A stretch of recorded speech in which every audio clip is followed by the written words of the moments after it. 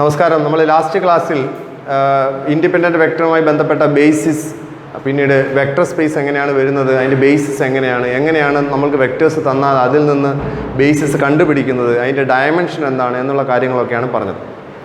അപ്പോൾ അതിനുശേഷം ഇനി നമ്മൾ വെക്ടേഴ്സിനെ കുറിച്ച് കൂടുതലായിട്ട് പറയും. നമുക്കറിയാം ഓരോ ഫീൽഡിലും R2-ലാണെങ്കിലും R⁵3-ലാണെങ്കിലും ഒക്കെ വെക്ടേഴ്സുകളുണ്ട്. ആ വെക്ടറുകൾക്ക് കുറേയേറെ ഓപ്പറേഷൻസ് ചെയ്യാം. നമ്മൾ R3 വരെയുള്ള R² R3, അതായത് R²ഉം R3യും 2 ഡയമെൻഷനും 3 ഡയമെൻഷനും വരുന്ന വെക്ടേഴ്സിനെ നമ്മൾ I+J, ഒരു വെക്ടർ 1 എന്ന് പറയുന്ന വെക്ടറാണ്. 2i-j അടുത്ത വെക്ടർ 2-1 വെക്ടറാണ്. ഇവ തമ്മിൽ ആഡ് ചെയ്യാൻ നമ്മൾ പഠിച്ചു. ഇവ തമ്മിൽ നമ്മൾക്ക് മൈനസ് ചെയ്യാം. അവയുടെ ഡോട്ട് പ്രോഡക്റ്റ് എടുക്കാം, ക്രോസ് പ്രോഡക്റ്റ് എടുക്കാം, അവയുടെ മോഡുലസ് എടുക്കാം, അവയുടെ ആംഗിൾ കാണാം. ഇതൊക്കെ നമ്മൾ പഠിച്ചു. അത് R²ലെയാണ്. ഇങ്ങനെ തന്നെ R³ നമ്മൾ I+J+K IJK വരുന്ന 3 വെക്ടറുകൾ ഉണ്ടെങ്കിൽ അവയെ ഡോട്ടും ക്രോസും എടുക്കാനൊക്കെ പഠിച്ചു. എന്നാൽ IJK എക്സ്പ്രഷനിലൂടെയൊക്കെയാണ് അവ നമ്മൾ പഠിച്ചത്. പക്ഷേ R⁴, 5, 4th 5th ഡയമെൻഷനിലേക്ക് വരുമ്പോൾ നമുക്ക് IJK എന്ന് കൊടുക്കാൻ കഴിയില്ല. അവിടെ നമ്മൾ n triple 4 triple 5 triple vectors ആയിട്ട് എഴുതുകയുള്ളൂ. ഇപ്പോൾ ഇവിടെ 1 2 -1 3 4 it's A 4 triple 5 triple vector. 2 1 -1 0 6 it's A 5 triple another vector. R⁵5 എന്ന് പറയുന്ന ഫീൽഡിലെ രണ്ട് വെക്ടറുകളാണിവ. ഇവിടെ R²ലും R³ 2 വെക്ടറുകൾ തമ്മിൽ എന്തെല്ലാം ഓപ്പറേഷൻസ് ചെയ്യാൻ കഴിഞ്ഞുവോ അതേ ഓപ്പറേഷൻസ് ഒക്കെ തന്നെ ഇവരിൽ നമുക്ക് ചെയ്യാൻ കഴിയും. ആ ഓപ്പറേഷൻസിൽ ഏറ്റവും ബേസായിട്ട് നമുക്ക് ചെയ്യാൻ പറ്റുന്ന ഓപ്പറേഷൻസ് എന്ന് പറയുന്നത്, എല്ലാം കഴിയില്ല, ചില ഓപ്പറേഷൻസ് നമുക്ക് ആഡ് ചെയ്യാം. ഇവയുടെ മോഡുലസുകൾ എടുക്കാം, ഇവയെ ഡോട്ട് പ്രോഡക്റ്റുകൾക്ക് എടുക്കാം. അതിനൊക്കെ വേറെ വേറെ പേരുകളിലാണ്. നമ്മൾ ഡോട്ട് ക്രോസ് എന്നൊക്കെ പറയുമ്പോൾ അത് വെക്ടറുമായി ബന്ധപ്പെട്ട് നമ്മൾ പഠിച്ച രീതിയിൽ പറയുമെങ്കിൽ ഇവിടെ അതിനൊക്കെ വേറെ പേരുകളിലാണ് അറിയപ്പെടുന്നത്. അപ്പോൾ അതുമായി ബന്ധപ്പെട്ട കാര്യങ്ങളാണ് ഇനി നമ്മൾ പറയാൻ പോകുന്നത്. അപ്പോൾ ഇവിടെ നമ്മൾക്ക് ഫസ്റ്റ് ക്വസ്റ്റ്യൻ നമ്മളിത് ചോദിച്ചിരിക്കുന്നത്, find the distance between the vectors. Find the distance between the vectors, 2 vectors. അപ്പോൾ ഡിസ്റ്റൻസ് കാണുക എന്ന് പറഞ്ഞാൽ ശരിക്കും ഇതൊരു പോയിൻ്റാണ്. R⁵5-ലെ 2 പോയിന്റുകളാണ്. അവയുടെ ഡിസ്റ്റൻസ് കണ്ടുപിടിക്കുന്നത് എങ്ങനെയാണ്? Distance equal to root of x2 - x1 0 - 3 the whole square plus 1 - 0 the whole square plus -2 - 5 the whole square plus 3 - 2 the whole square plus 0 - 1 the whole square. എല്ലാം റൂട്ടിനകത്താണ്. Equal to root of 9 + 1 + 49 + 25 + 1 that is equal to √85 എന്ന് വരും. സാധാ distance കാണുന്ന പോലെ തന്നെയാണ്. ഇതൊരു example ആയതുകൊണ്ടാണ് ഇത് ചെയ്യിപ്പിച്ചത്. 2 പോയിന്റുകൾ തന്നാൽ അവയ്ക്കിടയ്ക്കുള്ള ഡിസ്റ്റൻസ് ആണ് root of x2 - x1 the whole square plus y2 - y1 the whole square plus അങ്ങനെ എത്ര പോയിന്റുകളുണ്ട് അത്രയും മൈനസ് ചെയ്ത് സ്ക്വയർ ചെയ്ത് എഴുതുന്നതാണ് അതിൻ്റെ ഡിസ്റ്റൻസ് എന്ന് പറയുന്നത്. ഇത് ജസ്റ്റ് ഒരു എക്സാമ്പിൾ ആയിട്ട് തന്നിരിക്കുന്നത് കൊണ്ട്, ടെക്സ്റ്റിൽ തന്നതുകൊണ്ട് മാത്രം ചെയ്തു എന്നുള്ളതേ ഉള്ളൂ. വേണമെങ്കിൽ പരീക്ഷയ്ക്ക് ചോദിക്കാം, ഇല്ലെങ്കിൽ ചോദിക്കാതിരിക്കാം. എനിവേ ഇറ്റ്സ് എ ഡിസ്റ്റൻസ് കണ്ടുപിടിക്കുന്ന ഇക്വേഷനാണ്. ഇനി നമ്മൾ പറയാൻ പോകുന്നത് വെക്ടറുകളുമായി ബന്ധപ്പെട്ട ഓപ്പറേഷൻസ് ആണ്. 2 വെക്ടറുകൾ തന്നാൽ എങ്ങനെയാണ് അവ തമ്മിൽ ഓപ്പറേറ്റ് ചെയ്യാമെന്ന് പറയാൻ പോകുന്നത്. ശ്രദ്ധിക്കുക, ഇതിപ്പോൾ നിങ്ങളെ സംബന്ധിച്ച് ഇത് ഫസ്റ്റ് വെക്ടറാണെന്ന് വെക്കുക. എ വെക്ടർ എ എന്നെഴുതി, ബി എന്നെഴുതുന്നു അടുത്ത വെക്ടർ. അങ്ങനെയാണെങ്കിൽ അവയെ ഞാൻ A.B എന്നെഴുതിയാൽ ഇനി ഞാൻ വിളിക്കാൻ പോകുന്നത് ഡോട്ട് എന്നല്ല, inner product of A and B എന്നാണ്. എന്താണ്?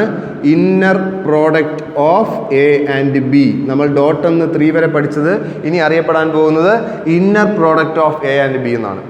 എയും ബിയും തമ്മിലുള്ള ഇന്നർ പ്രോഡക്റ്റ്, അതായത് A.B എന്ന് പറഞ്ഞാൽ ഡോട്ട് ചെയ്ത പോലെ തന്നെ ഇവ തമ്മിൽ മൾട്ടിപ്ലൈ ആവും. 1 × 2 2 plus 2 × 1 plus 1 × 2 2 plus 2 × 1 2 plus -1 × -1 1 plus 3 × 0 0 plus 4 × 6 24. ഇതെല്ലാം കൂടി ആഡ് ചെയ്ത് എഴുതുന്നതാണ് നമ്മളുടെ ഇന്നർ പ്രോഡക്റ്റ്. നോക്കൂ, നമ്മൾ IJK-ലും അങ്ങനെ തന്നെയായിരുന്നു. I+J - K dot 2i - j + k. ഇവ തമ്മിൽ ഡോട്ട് ചെയ്യുമ്പോൾ എങ്ങനെയാണ്? ഇവ തമ്മിൽ ഡോട്ട് ചെയ്യുക. 1 × 2 2 പ്ലസ് 1 × -1 -1 പ്ലസ് -1 × -1. ഇങ്ങനെ അത് തന്നെയാണ് ഇവിടെ.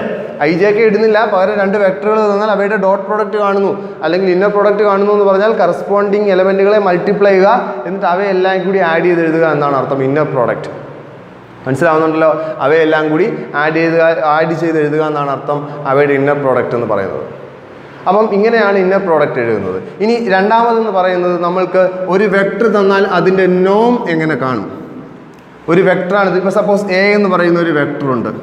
ആ വെക്ടറിൻ്റെ നോം എന്ന് പറഞ്ഞാൽ അർത്ഥം അതിന് ഒറിജിനിൽ നിന്നും ആ വെക്ടറിലേക്കുള്ള ലെങ്ത് ആണ്, അതിൻ്റെ വെക്ടറിൻ്റെ നീളത്തെയാണ് ഉദ്ദേശിക്കുന്നത്. ദാറ്റ് ഈസ് മോഡുലസിനെ തന്നെയാണ് നമ്മൾ എന്തെന്ന് പറയുന്നത്, നോം എന്ന് പറയും. നമ്മൾ വെക്ടർ പറയുമ്പോൾ ഇതിൻ്റെ മോഡുലസ് എങ്ങനെയാണ് കാണുക? i + j - k എടുത്ത് √(1² + 1² + -1² എന്നല്ലേ? ഇവിടുത്തെ വെക്ടർ 1 1 -1 ആണ്. ഈ വെക്ടറിൻ്റെ നോമാണിത്. അതേപോലെയാണ് ഈ 5 ട്രിപ്പിൾ വെക്ടർ ആണെങ്കിൽ അതിൻ്റെ നോം ഇങ്ങനെയാണ് സൂചിപ്പിക്കുക. 2 വരയിടും, ചിലർ 1 വര മോഡുലസ് എന്നുള്ള രീതിയിലിടും. നോം ഓഫ് എ എന്ന് പറഞ്ഞാൽ √ എലമെൻറ്റുകളുടെ സ്ക്വയർ 1² + 2² + -1² + 3² + 4² എന്നാണ് അർത്ഥം. അതായത് ഒരു വെക്ടറിൻ്റെ മോഡുലസ് കാണുന്നത് പോലെ ഒരു വെക്ടറിൻ്റെ മോഡുലസ് കാണുന്നതിനെയാണ് നമ്മൾ നോം ഓഫ് എ എന്ന് വിളിക്കുക. നോം, വെക്ടറിൻ്റെ നോം എന്ന് പറയുന്നത്. പറഞ്ഞത് മനസ്സിലാവുന്നുണ്ടല്ലോ? ഇതാണ് അതിനെ എന്തെന്ന് വിളിക്കുക, ഒരു വെക്ടറിൻ്റെ നോം എന്ന് വിളിക്കുന്നത് ഇതിനെയാണ്. അപ്പം ഇന്നർ പ്രോഡക്റ്റ് ഇതാണ് നോം. ഇനി നിങ്ങൾക്ക് 2 വെക്ടറുകൾ എയും ബിയും തന്നാൽ അതിനിടയ്ക്കുള്ള ആംഗിൾ കാണണമെങ്കിൽ cos θ = a.b. That means inner product of a by Noam A into Noam B എന്ന് എടുക്കണം. അത്രേ ഉള്ളൂ. സാധാ ചെയ്യുന്ന പോലെ തന്നെ അവയുടെ ടോട്ടലായിട്ടുള്ള പോസിറ്റീവ് ആംഗിൾ എടുക്കുക. ഇന്നർ പ്രോഡക്റ്റ് സാധാ എടുക്കുന്നത് നമ്മൾ a.b by modulus A into modulus B എടുക്കുന്ന പോലെ തന്നെയാണ് ഇവിടെയും. 2 വെക്ടറുകൾ തന്നാൽ ഏത് ഡയമെൻഷനിലെ വെക്ടറുകളാണെങ്കിലും അവയ്ക്കിടയ്ക്കുള്ള ആംഗിൾ കാണുന്നത് ശ്രദ്ധിച്ചോളൂ. അപ്പോൾ നമ്മൾ ഇന്നർ പ്രോഡക്റ്റ് പറഞ്ഞു, നോം കണ്ടുപിടിക്കുന്നത് പറഞ്ഞു. അടുത്തത് ഞാൻ പറയാൻ പോകുന്നു. നോക്കൂ, എയും ബിയും 2 വെക്ടറുകൾ 4 ട്രിപ്പിൾ വെക്ടേഴ്സ് തന്നിട്ടുണ്ട്. 4th ഡയമെൻഷനിൽ ഞാൻ ഇന്നർ പ്രോഡക്റ്റ് കാണുന്നു. അവയുടെ a.b എടുക്കുകയാണ്. 1 × 0 0 + 0 × 3 0 + -1 × 4 -4 + 4 × 1 4 = എനിക്ക് 0 എന്ന് കിട്ടി. അങ്ങനെ 2 വെക്ടറുകളുടെ ഇന്നർ പ്രോഡക്റ്റ് 0 വരികയാണെങ്കിൽ a.b ഇന്നർ പ്രോഡക്റ്റ് 0 വന്നു കഴിഞ്ഞാൽ നമ്മൾ അവയെ വിളിക്കുന്ന പേരാണ് orthogonal vectors. Then a and b R orthogonal vectors. a and b R orthogonal vectors എന്ന് പറഞ്ഞാൽ ആ വെക്ടറുകൾ രണ്ടും പരസ്പരം പെർപെൻഡിക്കുലർ എന്നുള്ള അർത്ഥത്തിലാണ് ഓർത്തോഗണൽ സൂചിപ്പിക്കുന്നത്. A and B R orthogonal vectors. അപ്പോൾ ഓർത്തോഗണൽ വെക്ടേഴ്സ് എന്ന് പറഞ്ഞാൽ അർത്ഥം അവയുടെ ഡോട്ട് പ്രോഡക്റ്റ് 0 വരിക. പെർപെൻഡിക്കുലർ എന്ന അർത്ഥത്തിൽ തന്നെയാണ് നമ്മൾ IJK പഠിക്കുമ്പോൾ പെർപെൻഡിക്കുലർ a.b 0 അല്ലേ? അതേപോലെ തന്നെയാണ് ഇവിടെ പക്ഷേ ഓർത്തോഗണൽ എന്നാണ് പറയുക. Orthogonal vectors a.b = 0. 2 inner product 0 ആണെങ്കിൽ അവ ഓർത്തോഗണൽ ആകും. ശ്രദ്ധിക്കുക. അടുത്തൊരു ക്വസ്റ്റ്യൻ നോക്കാം. Find the angle between the vectors 1 0 1 5 0 and 0 1 0 6 0. ആ 2 വെക്ടറിനിടയ്ക്കുള്ള ആംഗിളുകൾ കാണണം. അപ്പോൾ നമ്മൾ വിളിക്കുന്നു ലെറ്റ് എ വെക്ടർ എന്ന് വിളിക്കുന്നു ആദ്യത്തതിനെ 1 0 1 5 0 ആൻഡ് ബി വെക്ടർ = 0 1 0 6 0. നമുക്കറിയാം cos θ എന്ന് പറഞ്ഞാൽ inner product of A and B. a.b = 1 × 0 1 + 0 × 1 0 + 1 × 0 0 + 6 × 5 30. 1 × 0 0 ആണ് ആദ്യത്തത്. +0 = 30 എന്നാണ്. a.b = 30. ആൻഡ് നോം of A = √(1² + 0² + 1² + 5² + 0 = √25 + 1 26 + 1 √27. Now norm of B = √(0² + 1² + 0² + 6² + 0 = √36 + 1 37. അപ്പോൾ എല്ലാം കിട്ടിക്കഴിഞ്ഞു. ഇനി നമുക്ക് cos θ എഴുതാം. cos θ = a.b by Noam A into Noam B. മൊത്തത്തിൽ പോസിറ്റീവായ ആംഗിളുകൾ എടുക്കുക. Full modulus. That is = 30 by √27 into √37. cos θ = therefore θ = cos inverse 30 by √27 into √37. കാൽക്കുലേറ്ററിൽ multiply ചെയ്ത് നോക്കുക. കാൽക്കുലേറ്റ് ചെയ്യുമ്പോൾ ആൻസർ എന്ത് കിട്ടുന്നത് നോക്കാം. നമ്മൾക്ക് അപ്രോക്സിമേറ്റ് 0.949 റേഡിയൻ എന്ന് കിട്ടും. റേഡിയനിലാണ് ചെയ്യുന്നതെങ്കിൽ റേഡിയൻ കിട്ടും, ഡിഗ്രിയിലാണ് ചെയ്യുന്നതെങ്കിൽ ഡിഗ്രി കിട്ടും. ഇനി ഇങ്ങനെയാണ് ചെയ്യുന്നത്. എളുപ്പമാണ്. വെക്ടേഴ്സ് ഇന്നർ പ്രോഡക്റ്റ് എടുക്കുക, നോം എടുക്കുക, ആംഗിൾ കാണുന്നത് ഇങ്ങനെയാണ്. ശ്രദ്ധിച്ചോളൂ. അടുത്ത ക്വസ്റ്റ്യൻ നോക്കാം. Find the inner product of 0 - 2 51 and 1 - 3 51. Also find the cosine of the angle between them. 2 വെക്ടറുകൾ തന്നാൽ അവയുടെ ഇന്നർ പ്രോഡക്റ്റ് കാണുക, അതുപോലെ അവയ്ക്കിടയ്ക്കുള്ള ആംഗിളും കാണുക. അപ്പോൾ ഞാനിതിനെ എ എന്നും ബി എന്നും വിളിക്കുന്നു. a = 0 - 2 5 1, b = 1 - 3 5 1, now inner product കാണുന്നു. A dot B equal to inner product അറിയാമല്ലോ, 0 × 1 0 plus -2 × -3 6 plus 5 × 5 25 plus 1 × 1 1 it's equal to 32 ആണ് ഇന്നർ പ്രൊഡക്റ്റ്. ഇനി നമുക്ക് ആംഗിളും കൂടി കണ്ടുപിടിക്കേണ്ടത് കൊണ്ട് നോം ഓഫ് എ കണ്ടുപിടിക്കുക.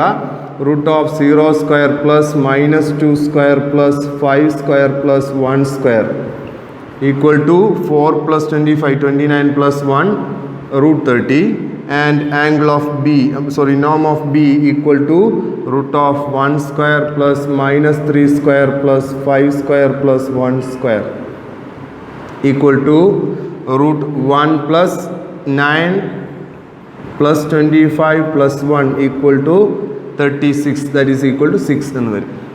Therefore നമുക്ക് cos theta എഴുതാം. cos theta equal to modulus of A dot B by norm A into norm B equal to √32 divided by √30 into 6. നമ്മൾ ചോദിച്ചിരിക്കുന്നത് കൊസൈൻ ഓഫ് ആംഗിൾ ആണ്. cos theta equal to √32 divided by √30 into 6 എത്രയാണ് കിട്ടുന്നത് വെച്ചാൽ calculate ചെയ്ത് ചെയ്തോളുക. This is the final answer. Cosine of the angle ആണ് ചോദിച്ചിരിക്കുന്നത്. ആംഗിൾ ചോദിക്കുകയാണെങ്കിൽ നിങ്ങൾ കോസ് ഇൻവേഴ്സ് എടുക്കുക, ഡിഗ്രിയിലോ റേഡിയനിലോ മെഷർമെൻറ്റ് എഴുതുക, ശ്രദ്ധിക്കുക. അടുത്ത പോർഷൻ ഓർത്തോ നോർമൽ ബേസിസ്. അപ്പോൾ നമ്മൾക്ക് ബേസിസ് എന്ന് പറഞ്ഞാൽ അറിയാം, സെറ്റ് ഓഫ് ഇൻഡിപെൻഡൻറ്റ് വെക്ടേഴ്സിനെയാണ് നമ്മൾ ബേസിസ് എന്ന് പറയുന്നത്. അപ്പോൾ ഓർത്തോ നോർമൽ ബേസിസ് എന്ന് പറഞ്ഞാൽ ortho normal set of vectors എന്നർത്ഥം. അപ്പം നമുക്ക് കുറച്ച് വെക്ടർ തന്നാൽ 2, 3, 4 ഒക്കെ വെക്ടർ തന്നാൽ അവ ഓർത്തോ നോർമൽ വെക്ടറാണ് എന്ന് എങ്ങനെയാണ് മനസ്സിലാക്കുന്നത്?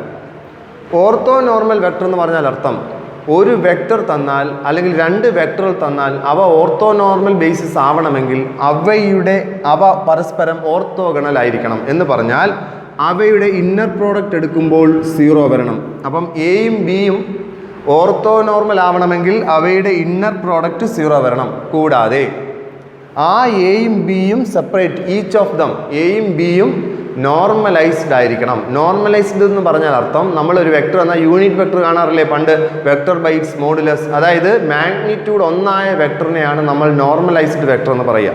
യൂണിറ്റ് വെക്ടർ എന്നുള്ള അർത്ഥത്തിൽ തന്നെ നോർമലൈസ്ഡ് വെക്ടർ. അപ്പം ഇവിടെ എ എന്ന് പറയുന്ന വെക്ടറിൻ്റെ മോഡുലസ് എടുക്കുമ്പോൾ അത് 1 ആയിരിക്കണം, ബി എന്ന് പറയുന്ന വെക്ടറിൻ്റെയും മോഡുലസ് 1 ആയിരിക്കണം.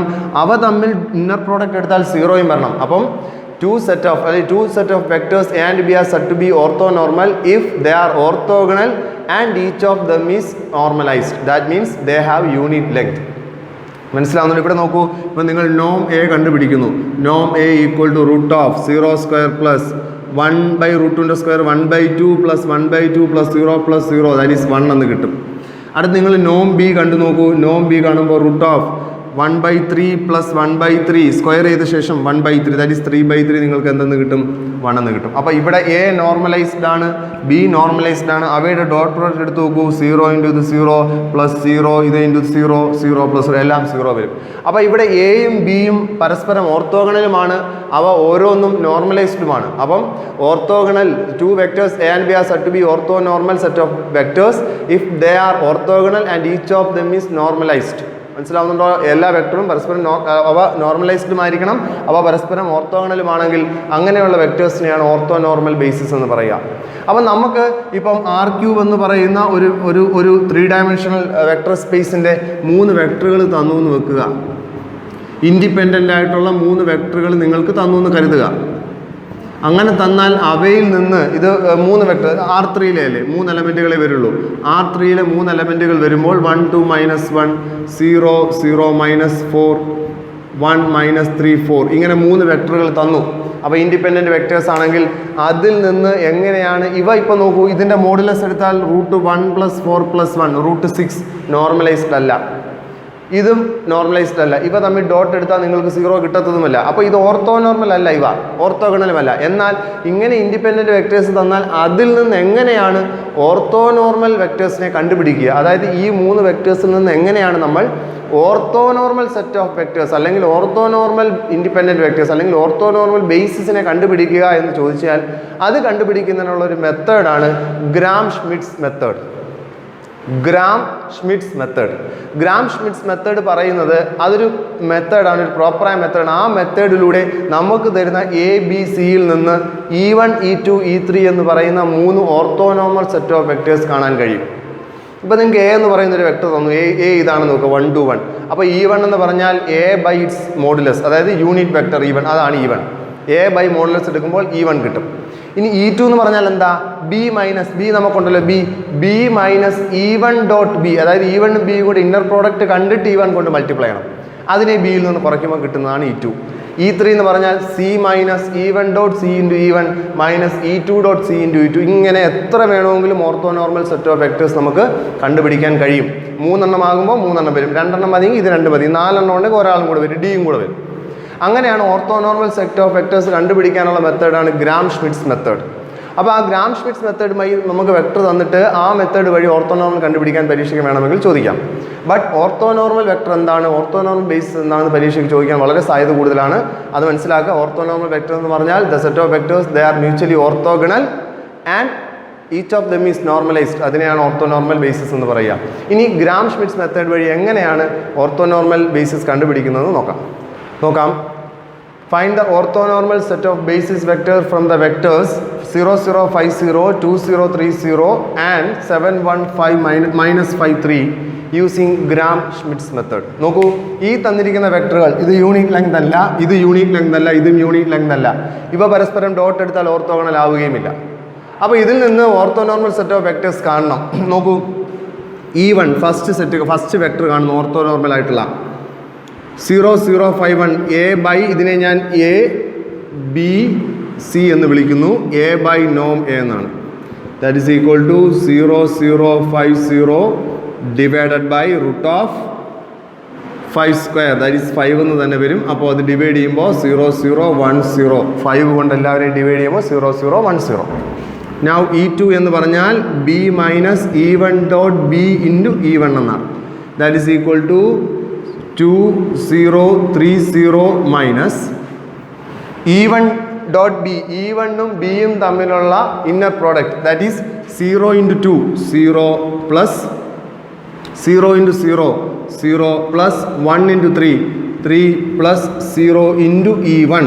E1 എന്ന് പറയുമ്പോൾ എന്താണ് നമ്മളുടെ E1? 0, 0, 1, 0. E1 that is equal to 2, 0, 3, 0 minus ഇവിടെ ചെയ്യുമ്പോൾ 3 into 0, 0, 1, 0. That is equal to 2, 0, 3, 0 minus 0, 0, 3, 0. 3 കൊണ്ട് മൾട്ടിപ്ലൈ ചെയ്തു. ഇനി നിങ്ങൾ മൈനസ് ചെയ്യുമ്പോൾ നിങ്ങൾക്ക് കിട്ടും 2, 0 and 3 minus 3, 0, then 0 minus 0, 0 എന്ന് കിട്ടും. അപ്പം ഇവിടെ കിട്ടുന്നത് ഞാൻ നേരത്തെ മെത്തേഡ് പറഞ്ഞപ്പോൾ വിട്ടുപോയ കാര്യമാണ്. നമ്മൾ E1 കിട്ടി, അത് യൂണിറ്റ് എന്താണ്. E2 ഇത് കണ്ടുപിടിച്ച ശേഷം, ശരിക്കും E2 എന്ന് പറയുന്നത് ഇത് കണ്ടുപിടിച്ച ശേഷം ആ കിട്ടുന്ന വെക്ടറിൻ്റെ യൂണിറ്റ് വെക്ടർ കാണണം. ആ കിട്ടുന്ന വെക്ടർ, ആ വെക്ടറിനെ നോർമലൈസ്ഡ് ചെയ്യുമ്പോഴാണ് നമ്മൾക്ക് E2 കിട്ടുക. അപ്പോൾ നമ്മൾ ചെയ്യേണ്ട കാര്യം ഇവിടെ E2 എന്ന് എഴുതരുത്, കൺസിഡർ എന്നെഴുതുക. കൺസിഡർ എന്നെഴുതിയ ശേഷം നൗ E2 ഈക്വൽ ടു ആ കിട്ടിയ വെക്ടർ ഉണ്ടല്ലോ 2, 0, 0, 0 അതേ ബൈ റൂട്ട് ഓഫ് അതിൻ്റെ modulus, that is equal to 2 square equal to 1, 0, 0, 0. ഇതാണ് E2. അപ്പോൾ ശ്രദ്ധിക്കേണ്ട കാര്യം, ഞാൻ മെത്തേഡ് പറഞ്ഞപ്പോൾ അതിൻ്റെ മോഡുലസ് ഡിവൈഡ് ചെയ്യുന്ന കാര്യം പറയാൻ വിട്ടുപോയി. ശരിക്കും E2 എന്ന് പറയുന്നത് നമ്മൾ ഇത് ചെയ്ത ശേഷം കിട്ടുന്ന വെക്ടറിനെ, കിട്ടുന്ന വെക്ടറിനെ നോർമലൈസ് ചെയ്യുമ്പോഴാണ്. അതിനെ നോർമലൈസ് എന്ന് വെച്ചാൽ അതേ ബൈ അതിൻ്റെ മോഡുലസ് എടുക്കുമ്പോഴാണ് നമ്മൾക്ക് എന്ത് കിട്ടുക? E2 എന്ന് പറയുന്ന വെക്ടർ കിട്ടുക. അടുത്തത് നമ്മൾ പറയാൻ പോകുന്നത് E3 എങ്ങനെയാണ് കാണുന്നതെന്നാണ്. അപ്പോൾ consider C minus E1 dot C into E1 minus E2 dot C into E2. നമ്മൾക്ക് E1 കിട്ടിയിരുന്നു. E1 എന്ന് പറയുന്നത് 0, 0, 1, 0 ആയിരുന്നു. E2 നമ്മൾക്ക് കിട്ടിയിരുന്നു 1, 0, 0, 0 ആയിരുന്നു. E1 E2 നമ്മൾ ഓൾറെഡി കണ്ടു. ഇനി അത് വെച്ചിട്ടാണ് നമ്മൾ ഇത് കൺസിഡർ ചെയ്യാൻ പോകുന്നത്. ഈ കിട്ടുന്ന ഉത്തരത്തിനെ നോർമലൈസ് ചെയ്യുമ്പോൾ E3 കിട്ടും. Equal to C minus C എന്ന് പറഞ്ഞാൽ 7, 1 minus 5, 3 minus E1 dot C. E1ഉം സിയും കൂടെ ഡോട്ട് ചെയ്യുമ്പോൾ ഇവിടെ 0, 0 ആയതുകൊണ്ട് 1 ഇൻറ്റു -5 മാത്രമേ വരൂ. ബാക്കിയെല്ലാം 0 ആയിപ്പം 7 into 0, 0 plus 1 into 0, 0 plus -5 into 1 -5 into E1. E1 is 0, 0, 1, 0 minus ഈ 2ഉം സിയും കൂടെ ഡോട്ട് ചെയ്യുമ്പോൾ ആദ്യത്തെ എലമെൻറ്റ് മാത്രമേ കിടക്കൂ. 1 × 7 7 മാത്രമേ കിടക്കുള്ളൂ. 7 × E2 1 0 0 0. കാരണം അത് ഡോട്ട് ചെയ്യുമ്പോൾ ഇവിടെ 1 മാത്രമേ ഉള്ളതുകൊണ്ട് പരസ്പരം ഡോട്ട് ചെയ്യുമ്പോൾ 1 × 7 മാത്രമേ കിടക്കുള്ളൂ.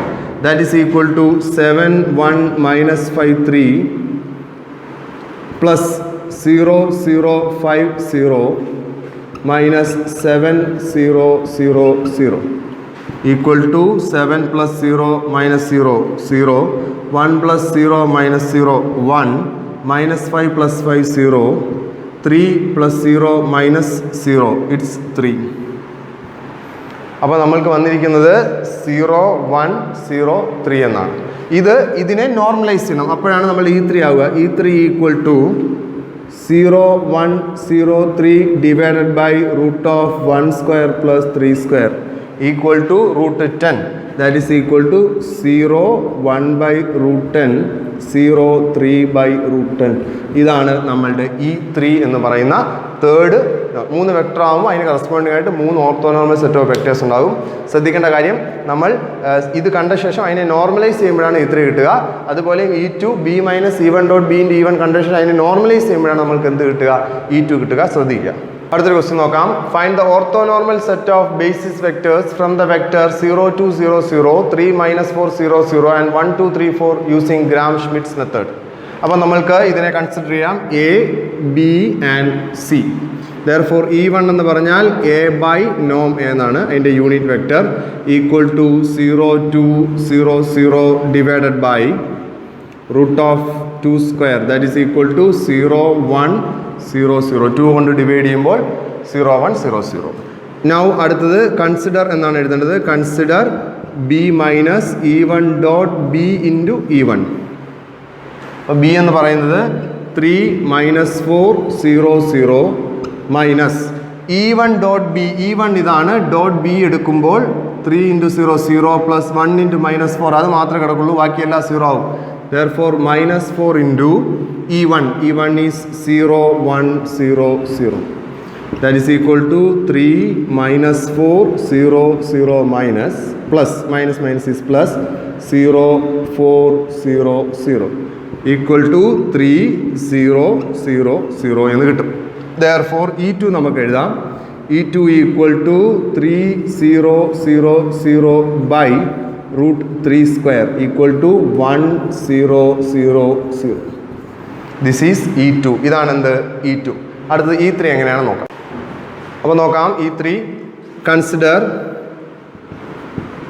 C - E1 dot C × E1 minus E2 dot C × E2.